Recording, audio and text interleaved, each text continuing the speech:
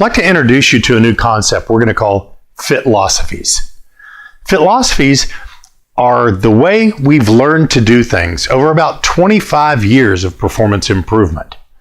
You see, for the last 25 years, we've helped organizations and individuals understand how and why people make mistakes, especially mistakes that could prove to be catastrophic, and how you can either prevent those mistakes, or when you can't prevent them, how you can either mitigate their consequences or reduce the probability that they'll happen.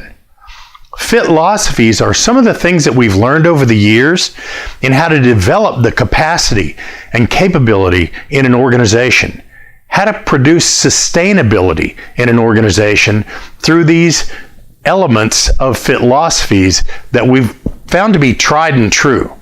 You know, we've operated in about 40 different countries in 10 different languages. So if it makes a FIT-Losophy, it's probably worth listening to see if your organization can pull a little bit of a string and see if you might be able to use some of this to be better. So please enjoy our FIT-Losophies. If you have any comments, please feel free to leave them, or join us at www.improvewithfit.com and share your lessons. Thanks. Just wanted to talk to you for a couple of minutes about something we call the GEAR model. What the GEAR model does is it helps leaders understand their impact on the outcomes. In the GEAR model, we always start with leader knowledge. Very often the leaders, they don't know what they know, and they don't know what they don't know. So if you start with leader knowledge, then you can start shifting paradigms.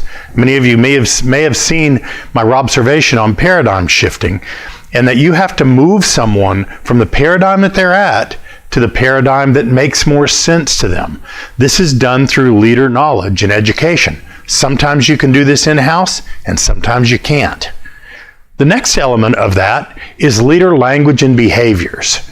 That knowledge, the new knowledge that the leaders gain, has to create a language and behavior change that produces an outcome.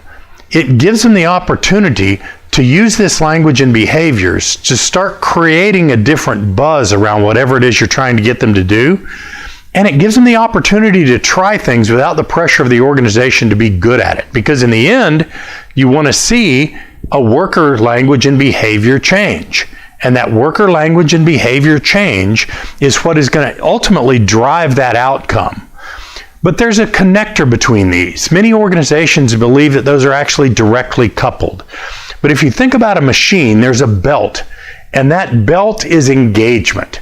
How do the leaders engage on these new languages and behaviors that both the leaders have and they want the workforce to obtain? That's done through engagement, not observations, but engagement, having discussions that let people talk about and discover these new languages and behaviors. You see, the reason it's a belt is if this belt is too tight, then you're going to get a machine that's inefficient, or your outcomes will be inefficient. If you get a belt that's too loose in engagement, then you're not going to have the workforce language and behaviors matching what the leaders learned.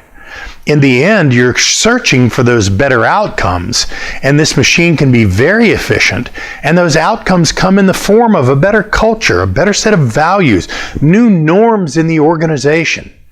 Using culture as an outcome instead of an input, trying to change those elements. Part of our FIT-Losophy is understanding that culturally, we want people to understand that it's an outcome. And if you understand that that outcome of culture is a bunch of new languages and behaviors, then you can use the GEAR model to convey that and then work backwards to your leaders on what they need to know that's different. If you have any comments, please leave it in the comments section. If you have any questions, you can go to www.improvewithfit.com /insights. Make sure you follow us on Facebook and add me on LinkedIn. Remember, intentional leadership starts with you.